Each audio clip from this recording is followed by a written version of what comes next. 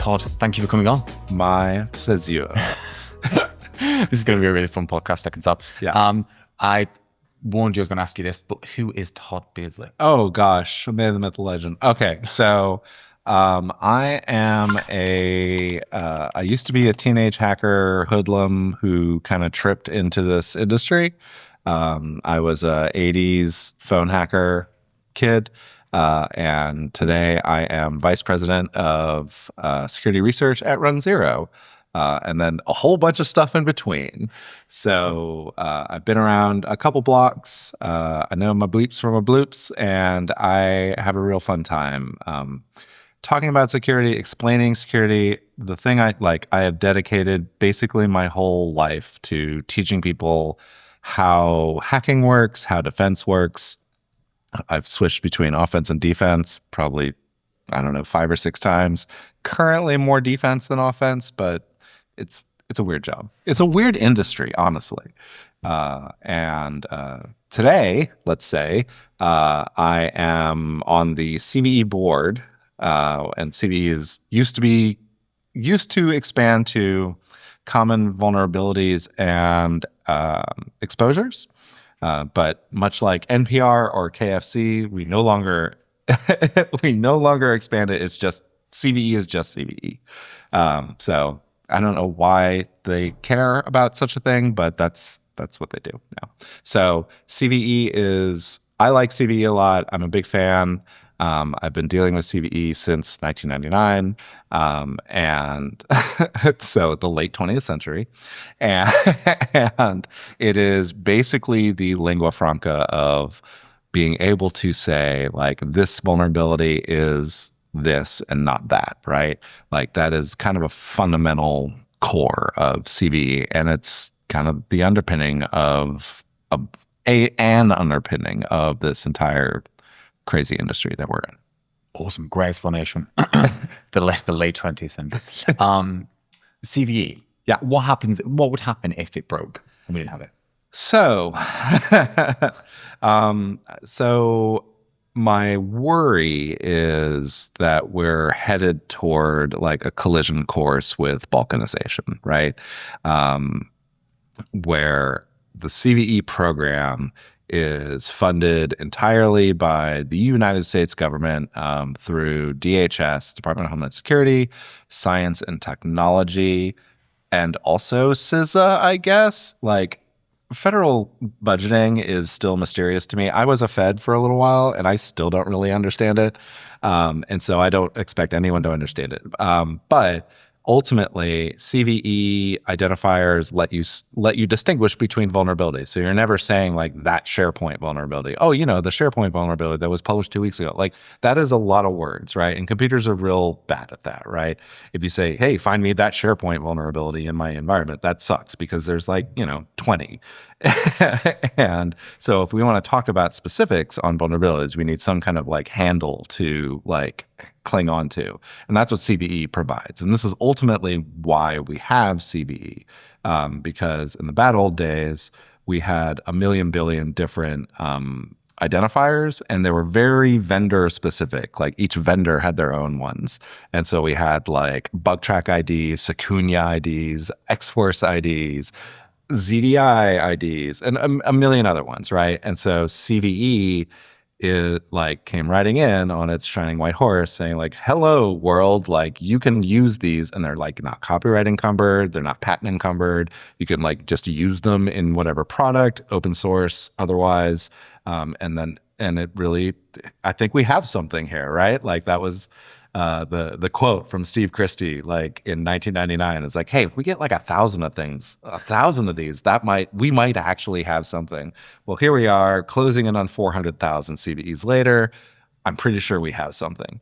To answer your question, if it goes away, it's a bit of a disaster, because what it means is like we're thrown back to the late 20th century of like, well, which vulnerability is what? Every vendor is going to have their own identifier. This is the fear, right? Now, in reality, we live in the world of LLMs. And what are LLMs good at? Translating from one thing to another, mostly okay, which is, one of the kind of weird little squirrel holes that you will find in CVE and describing vulnerabilities. But without CVE, it gets real hard to like assert things about the security of products, the security of like kind of your whole enterprise. Often comes down to like, well, what is the CVE for that vulnerability that we're currently investigating, that we're currently patching, that we just found, right? Like I need to be able to describe it to other people. And CVE gives you that kind of framework for that. And CVE is it is paid for by the US government. It is administered by a company called MITRE. MITRE is a federally funded research and development center. But that's kind of where the government ends, right? Like the rest of CVE is very volunteer driven. So there's about 450 or so now CVE numbering authorities. This is a wildly high number. According to like the history of CVE, there was a long time that there were like 10. and so there was this effort to like level up the CVE because like we had this notion that like, oh wow, software is everywhere and vulns are everywhere and bugs are everywhere. And are all bugs vulnerabilities? Probably not. Do we expect to see way more of these? Absolutely. So we can't go it alone, right? And so like there was this real effort in about 2014 to 2018 or so to get a whole bunch more people in there, like to fix it. And so we did that, right? And it's great. So now we have lots of CVEs. Wonderful. Now we have a new problem. And that's kind of where we're at today, right? And we're kind of staring down this future, which is happening now, of like, oh wow, LLMs are both designing software and discovering vulnerabilities at rates that are inhuman. How do we deal with that, right? This is an open question. I actually don't know how we're going to deal with it, but CVE, I think, is one of the programs that is well positioned to deal with it, right? Like we can code our way on anything, and I'm hopeful that we can go forward with that. The worry, of course, is the kerfuffle that was almost 1 year ago. It was about 11 months ago on April 14th, where the CVE board got a notice from MITRE saying like, hey gang, we haven't gotten paid and we're shutting things down tomorrow. And we're like, what? And then that uncovered this whole like budgeting and contracting issue with the government. And CISA, came to the rescue. CISA being this cybersecurity and infrastructure security agency, they came to the rescue at the 11th hour, funded, CVE for another year, I think. So that ends in a month, I think. But there's other, I think we're good for another 13 months. Okay. But it's hard to tell because we are currently, the US government, I don't know if you heard, is currently in shutdown for big chunks of DHS, and CISA is part of DHS. So you will see news reports every day today here in late March, right, of TSA is not getting paid. And this is what normal people are talking about, right? Transportation Security Administration, the guys at airports, right? They're not getting paid. They haven't been paid in 70 days. Well, other DHS things, including CISA, are in the same boat. So things like FEMA, things like CISA also have not been getting paid. They've been working only on essential work. Luckily, CVE is part of that. Awesome. But communicating about CVE is not, because that's press work and that's non-essential. So it's a real mysterious time right now of what's going to happen with CVE, not just today and this week and this year, but 5 years from now. Is there still going to be a CVE? I don't know. Well, one of the questions I had was... So that was a very long answer. No, it's perfect. Thank you. One of the questions was, how is AI screwing it up? And also, how could it improve it? You kind of touched on how it was kind of screwing it up, the sheer volume of incidents that are happening now. So, to quote Homer Simpson... AI is the cause of and solution to all of our problems. Awesome. And this is true for CVE as well, right? CVE is currently designed for human intervention, right? Like a human researcher or a human developer says like, oops, that's a bug. Let's write it down. So they write it down at the normal human pace and then they submit it. And then some other human usually will look at it and say, yep, I agree, and then publish, right? That's basically how CVE tends to work today. It used to be a long time ago, we would be able to batch these up in cans, which are CVE candidates. Ooh. And yeah, it was a whole thing. And that lasted for like 2 or 3 years. And we would see those, we would get like an email, right? Of like, here's the 100 from this month, right? Laughably low, right? Oh. It's like, which one of these do we think are real bugs? Most of we hit like 70% or so would be like most of them. I'm interested. How many are you getting now? So funny you should ask. I happen to know today that the average for trailing 3 months or so is 163 a day.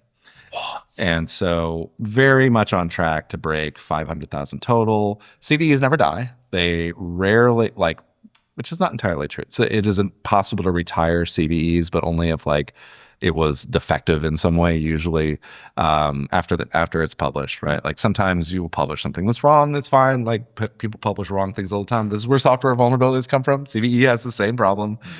This is fine and normal. But most of the time, most CVEs last forever. So because we know, and this was like very forward thinking in 1999, right? It was very forward thinking because we know for a fact that things last on the internet forever. We have a real end of life problem for software today, right? And so it makes sense to be able to talk about, a SQL bug from 2000, a Microsoft SQL bug from 2002 definitely makes sense to be able to talk about today because it's still happening today. Like you will still find old Windows machines that are still somehow on the internet that are still attackable, still addressable. And so you want that CVE to be able to talk about it, right? And so all the vulnerabilities all the Rapid7s and Qualyses and Tenables of the world all have to be able to agree that this is the vulnerability that, one or all of them just noticed through normal scanning, right? And so we have 500,000 or so. We're on track for 500,000 or so CVEs by the end of this year total. And we are pretty sure that curve is up and to the right. I don't think it's technically exponential, but it is definitely geometric, right? Like we are getting more bugs faster week over week because for a number of reasons, more software is being developed, more software is being looked at, and more bugs are being introduced, which is the bummerest of the three, right? Like the OWASP top 10, right? The OWASP top 10 that was just released a couple of weeks ago, right? For 2026 looks awful similar to the OWASP top 10 of 2003. We have not gotten better at writing software. This sucks. And so we can either get better at writing software somehow magically that we have not been able to do for the last 20 years, or we upgrade CVE to at least keep pace because we can't do it at a human pace. Like this will outstrip our capabilities in the next 12 months for sure. We will just be permanently behind, and that's I see your face, right? This is terrifying. Yeah. It's okay. We can deal with it. I personally am pretty Pollyanna about everything. I think we can invent our way out of it. I think we can use some LLM help. I think we can do some automation. I think we can do some basic, we attack it on the other side too, right? We want secure by design. We want to just ship fewer bugs so there are fewer bugs to report. Obviously, that's the best possible solution. But computers are weird and computers are funny, and it is very, very difficult to write secure software out of the gate, especially when you have pressures of we have to release features. We want continuous development, continuous deployment. What are you doing? Are you going to ship a CD like Microsoft did with Encarta? You do that, you end up with a Wikipedia. Yeah.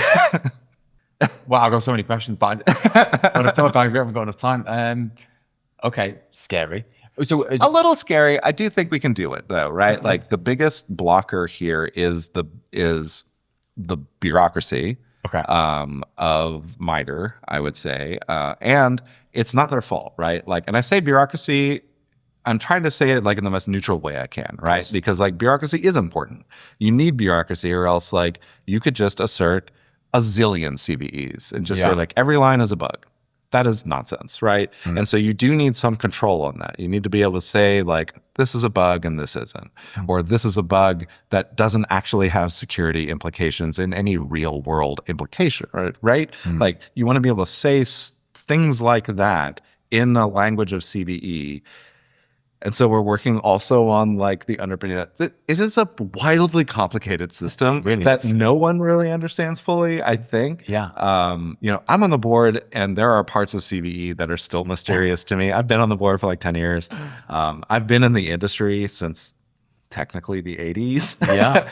I was a teenager, like I mentioned. I was around security like well before CVE even happened. And this has been a perennial problem of like, how do we understand how software works enough to be able to say how software vulnerabilities work, knowing that software vulnerabilities are almost always exposing unintended behavior and just like unknown mappings of behavior, right? So like, and we're trying to like wrap CVE around that. So CVE or something like it is still required.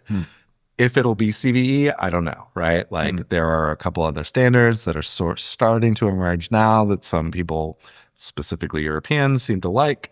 That was a question I had. Yeah. It was because my question was, I know you're biased around CVE, but what? Yeah. I am incredibly biased around CVE and America. And America, yeah. What are these other systems, and what are they trying to do that CVE doesn't? Or what are they claiming that it does that CVE doesn't? So the one that I've messed around with most is, hold on to your hat, GCVE. It is called the Global CVE, Global Common Vulnerability Exposure ID System, right? Nice. It's out of Luxembourg. It's mostly written and maintained by those crazy kids at Circle, and that is pronounced Circle, CIRCL. Yeah. They're the Luxembourgian CERT, right? And they have they made an announcement. I mentioned earlier the kerfuffle that was April 14th, 2025. GCVE was announced, I believe, April 16th, 2025. Oh my God. And so they were like, no problem. We've been working on this for a while, actually. We're going public. And then everybody said like, what? And and I've been messing around with GCVE personally, right? I run a CVE numbering authority. I actually run two now. I run one for work and one for fun. And the one I do for fun, which is at AHA, which sometimes stands for Austin Hackers Anonymous. Again, we have problems with acronyms. Nice. And we run our own vulnerability disclosure system. Basically, I think we're the first and only like unorganized collective CVE, but whatever. Anyway, we also issue GCVEs for every vulnerability that we publish. And the GCVE system is very modern, I would say. Like it is very federated for starters, so it feels a lot like Mastodon. You know, you can sign up to be a GCVE or a GNA, I think is what they call it. You can sign up for them by emailing them and say, I would like to be a GNA. And they have some requirements on there, like, but one of the shortcuts is like, are you already a CNA? Cool, you're it. Like you get waived in, right? You're already on the VIP list. I think there are some other requirements if you're not already in the system, but regardless, once you have that, then you're good to go, right? Like just like with CVE, you can kind of issue your own things. The difference between GCVE and CVE is GCVE expects the consumers to make informed choices on who they believe, whereas CVE, at least implicitly, expects users to trust that because it's a CVE ID, it's probably okay, right? Which is a very subtle difference, right? And so but going the other way, it's like more democracy, hooray, less reliable, boo. I don't know. We'll see, right? Maybe that model is the way to go, right? Like, I don't like that we're pinned entirely on like one out of 193 governments on Earth for CVE to continue just operating the normal operation, things like running a website and maintaining the database and like responding to email, like all that costs, right? And GCVE kind of pushes that cost out to the issuers entirely with the federated architecture that they use at the cost of the consumer has to say like, oh, well, I like the ones from mine. I like Todd's, but I don't like Bill's, right? Like, but they have mechanisms for that, right? So we'll see. I mean, when trolls start showing up in GCVE, then I guess we'll see the real problem. I have been trolling GCVE a little bit, but it's been fine. It's been collegial. Nice. But then there's the EV-ID, I think is one, which is like the European Vulnerability ID system. Europeans. Those rascals. That might not even be right. It might be EU ID or something like that. I don't know, but it's E something ID. As you can tell, I've paid very little attention to it because I don't think it's particularly real yet, and I don't think anyone has really subscribed to it. But this may turn a corner in September when CRA happens. And CRA is a whole other thing. I don't even remember what it stands for. Maybe you do because you've been talking to people all day from RSA. But CRA is basically a body of EU legislature from Brussels that essentially says if you have a security incident, you have to tell somebody about it, right? Now, there's a lot of detail in there that all those words are doing a lot of heavy lifting. This is all, and it's so funny because like all of this is all wrapped up in policy and government and society, and like all the nerds want is just like a way to be able to talk about vulnerabilities. That's all we want, right? But we don't just get to do that anymore because the internet's everywhere and technology affects everyone. Is the concern if, like you mentioned, a CV, GCV, the European one, is there a translation layer between them? Yeah, what happens if a few gain traction, then all of a sudden are we just all speaking a different language? And this is the balkanization issue, right? Like, do we all just have regional IDs, even though software is almost by definition international? Do we all have to like maintain a table now, which sucks? Now, is it impossible? It's not impossible. We do tables for things all the time. We have several thousand languages that we all speak with our face holes, all the time, right? And we're okay at translating them. Like maybe that's the future of it, right? Because China has already done this, right? China's already have their own vulnerability identification system that they don't really publish other than for like people who are interested in Chinese vulnerabilities. It's a whole thing, right? And so we've already started to see that break, like when MTT started doing their thing. The whole China situation is an entirely different podcast. Yeah, fair enough. But they are very interested in tracking vulnerabilities, right? Because they need to know, just like everybody else, right? They're not any different. They also want to know about vulnerabilities, but the Chinese government would like to know about them, first-ish, just in case. And so there is already like we're starting to see that kind of divide. And the real heroes are the ones that are already starting to pick up all these Chinese vulnerabilities. I think VulnCheck does a pretty good job at that. Oh yeah, they're just next door. Well, they're hosting an event next door, should I say? Okay. So. Yes. Yeah. VulnCheck looks at a lot of sources, and that's the thing. Like when you start moving away from this like central lingua franca of vulnerability identification. Now it becomes more work, and it's more work for everyone, right? And so, okay, well then I could just pay someone to do it. Now, well, all right, is that great too? I don't know. I don't think it's super great. As a taxpayer, I'm happy for everyone to have the same thing, right? Like I love it. But we'll see. We'll see what happens. Like it's all very in the weeds and very policy-ish. As a old-timey hacker, like there are a lot of people who really don't care about any of this, right? And the risk, I think, the real risk is none of them like gain enough traction to attract the interest of like researchers, of software developers, of vendors, where they'll just go back to just kind of either not reporting the vulnerabilities at all or burying them in release notes, or in the case of like researchers with ill will, just like dropping vulnerabilities and not even bothering with coordinated vulnerability disclosure, which is its own thing. It's different from CVE, but CVE really encourages that coordinated vulnerability disclosure, so no one's caught like flat-footed.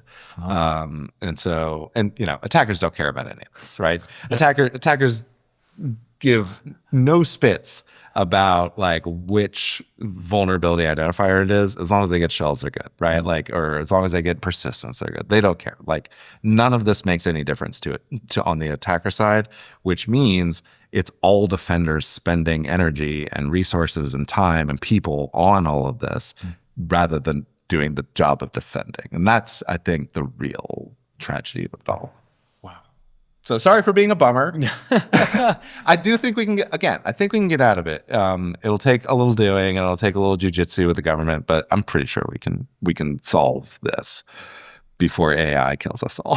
What a great way to finish. Well, look, thank you for coming on, and thank you for coming on and talking about this, because I didn't know much about it, if anything, really. You possibly know less. And yeah. Well, everyone who's been pushed out now, but no, it is really interesting, and it's so fundamental, and it doesn't get talked about, so I'm really glad we were able to. Yeah, anytime. Yeah, thank you. Cool. And that's it for this week's episode. Thanks so much for listening, and I really hope you enjoyed it. Anything we talked about will be linked in the show notes, and if you haven't already, don't forget to subscribe wherever you listen to your podcasts, and we'll catch you on the next one.